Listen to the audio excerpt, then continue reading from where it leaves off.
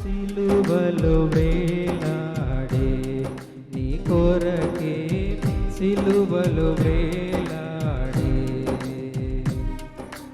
యేసు నిన్ను పిలచుచుండే ఆలస్యము నీవు చేయకుము. Praise the lord. ప్రియా దేవుని బిడ్డలారా, దేవుని మహాకృపను బట్టి ఈ విమోచన దినాలు 15వ రోజులోనికి ప్రభు మనల్ని నడిపించి ఉన్నారు. దేవుని మహాకృపలో ఇంతవరకు ప్రతిరోజు కూడా దేవుడు మనతో మాట్లాడుతూ వస్తున్నారు. ఈ దినాన్ని కూడా ఒక భాగాన్ని మనం చదువుకుని దేవునిలో మనం ముందుకు సాగుదాం. ఈ రోజున మన అంశము విశ్వాసి యొక్క గురి అనే మాట గురించి కొన్ని విషయాలు మనం ధ్యానం చేసుకుందాం. అపొస్తలుడైన పౌలు గారు ఫిలిప్పీయులకు రాసిన పత్రికలో 3వ అధ్యాయం 13, 14 వచనాల్లో చూస్తే, సహోదరులారా, నేను ఇదివరకే పట్టుకుని ఉన్నానని తలంచుకొనుచు, అయితే ఒకటి చేయుచున్నాను, వెనుకున్నవి మరిచి ముందున్న వాటి కొరకై వేగిరపడుచు క్రీస్తు యేసునందు దేవుని ఉన్నతమైన పిలుపునకు కలుగు బహుమానం పొందవలెనని గురి యొద్దకే పరిగెత్తుచున్నాను.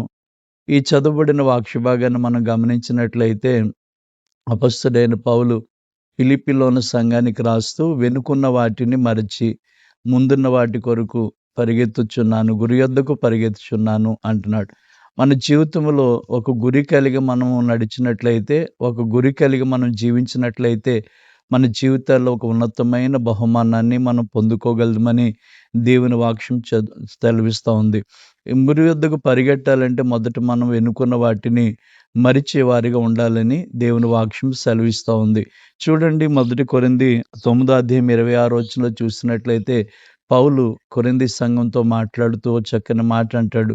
ఏమంటాడంటే అక్కడ, నేను గురి లేని వాని వరే పరిగెట్టట్లేదు అంటాడు. అంటే గురి కలిగి నేను పరిగెడుతున్నాను అంటాడు. అంటే గురి కలిగి మనం పరిగెట్టినప్పుడు మనము దేవుని ద్వారా కలిగే బహుమానాలు పొందుకుంటాం. ఈ గురి యొద్దకు పరిగెడుతున్నప్పుడు మనం వెనుకున్న వాటిని మరిచే వారిగా ఉండాలని దేవుని వాక్యం చెప్తా ఉంది. బైబిల్లో మనం చూసినట్లయితే ఒక మహాపురమును గురించి మనం చూడగలుగుతాం. నినివేనే మహాపురం. నినివే మహాపట్టణంలో ఉగ్రత సంభవిస్తుంది అని చెప్పినప్పుడు, దుర్గత వస్తుందని చెప్పినప్పుడు, యోనా నినివేకి సువార్తను ప్రకటిస్తున్నప్పుడు ఆ నినివే వారటండి దేవుని యందు విశ్వాసం ఉంచి గురి నిలుపుకున్నట్టుగా మనం చూడగలుగుతాం. యోనా గ్రంథం 3వ అధ్యాయం 6వ వచనంలో ఆ నినివే వారు దేవుని యందు విశ్వాసం ఉంచినట్లుగా, దేవుని మీద గురి పెట్టుకున్నట్టుగా మనం చూడగలుగుతున్నాం. అవును, దేవుని పిల్లలైన వారు దేవుని యందు విశ్వాసపు గురి నిలిపినట్లయితే ఆ ఉన్నతమైన ఆ కీడు, ఆ దుర్స్థితి పరిస్థితి నుంచి వారు విడుదల పొందినట్టుగా మనం చూడగలుగుతున్నాం. కనుక ఈ కార్యక్రమంలో ఈ మాటలు వీక్షిస్తున్న మనం కూడా దేవుని యందు మనం గురి కలిగి ఉన్నట్లయితే మన జీవితంలో కూడా దేవుడు ఎన్నో అద్భుతాలు, ఆశ్చర్యాలు చేస్తాడు. గురి కలిగి ఉండాలి అంటే మనం ఎన్నుకున్న వాటిని మరిచేటట్టు ఉండాలి. ఒకసారి ఒక రాజు యుద్ధంలో ఓడిపోయినప్పుడు గెలిచిన రాజు ఓడిపోయిన రాజుని బంధించి అతనికి ఒక పరీక్ష పెట్టాడట. నీ విముక్తుడు అవ్వాలంటే ఈ పరీక్షలో గెలవాలని చెప్పారట. ఏంటా పరీక్ష అంటే, ఒక పాత్రల నిండా ఫుల్గా అంచుల దాకా నీళ్లు నింపి, ఇదిగో ఈ చోటి నుంచి ఆ చోటికి నీళ్లు కూడా వలకుండా నీ వీటిని తీసుకెళ్ళగలిగితే నీవు విముక్తుడు అవుతావని చెప్పారట. అప్పుడు వెంటనే ఆ పరీక్షగా ఓడిన రాజు ఆ పరీక్షలో నిలబడి ఆ పరీక్షలో ముందుకు వెళుతున్నాడట. చుట్టుపక్కల ఉన్న ప్రజలందరూ కూడా కేకలు వేస్తూ, ఓడిపోతాడు, నీళ్ళు ఒలిగిపోతాయని అరుస్తూ కేకలు వేస్తూ ఉన్నారు. ఓ పక్కన గెలుస్తాడని కొంతమంది కేకలు వేస్తూ ఉన్నారు. కానీ ఎవరు అని చూడాలనిపించినప్పటికీ తను ఎటు అటు చూడకుండా తన ముందున్న గమ్యం వైపు, తనతో ఉన్న నీళ్లు గిన్నెలో ఉన్న నీళ్లు ఒలికిపోకుండా చూసుకుంటూ గురి పెట్టుకుని ముందుకు వెళ్ళటండి అక్కడ విజయాన్ని సాధించాడట. ఈ మాటలు వింటున్నప్పుడు మనం ఎవరు ఏమన్నప్పటికీ కూడా మనుషుల వైపు, లోకం వైపు చూడకుండా ముందున్న దేవుని వైపు చూస్తూ గురి యొద్దకు మనం పరిగెట్టగలిగినట్లయితే దేవుడు మనకు ఉన్నతమైన మంచి బహుమానాన్ని దేవుడు దాచిపెట్టాడు.